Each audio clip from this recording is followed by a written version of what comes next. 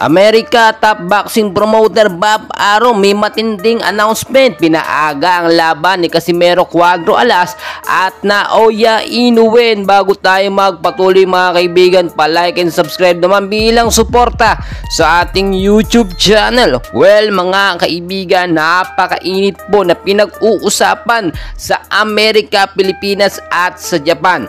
Ang nalalapit at napipintong laban nga po ng ating angas ng Pinas, pambato ng Pilipinas at halimaw ng Japan na Naoya Inoue.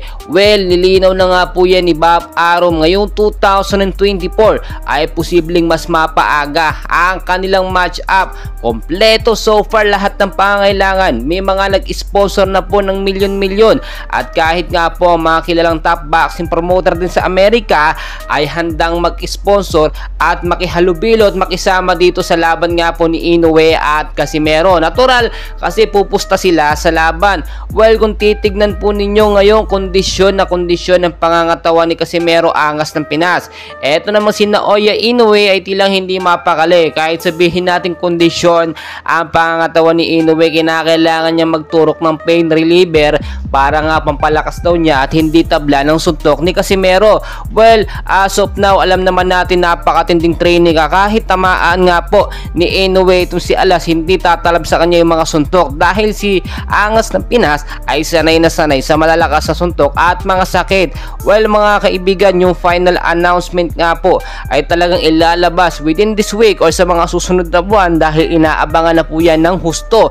Dahil kapag once na inilabas na ang fight schedule ni Naoya Inoue at Casimero angas ng Pinas, sigurado nga mga Pilipino mismo ang magbibigay ng kanilang full support sa ating pambato angas ng Pinas. Bakit kamo? Ilang beses na pong tinalo ng mga Hapon ang ating mga Pilipino boxer. Sunod-sunod po ang ating pagkatalo at hindi pa tayo nakakabawi.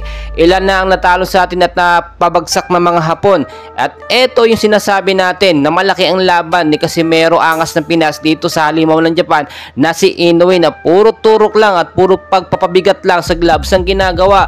Well, kung Pilipino ka at tunay na Pilipino ka, alam mo ang kapasidad ng ating pambato na si Casimero. Kaya hindi siya inilaban ng MP noon dahil natatakot sila, no?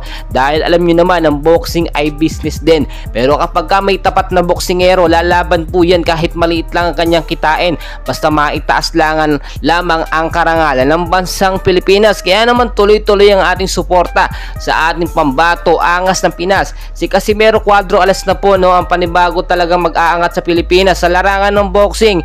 Yung ibang mga boksingero natin sumusuko na, no? Nawawala na ng pag-asa pero never say die itong si angas ng Pinas. Well mga kaibigan, patuloy ko po kayong i-update and please huwag kalimutan mag-like and subscribe for more boxing updates sa Pilipinas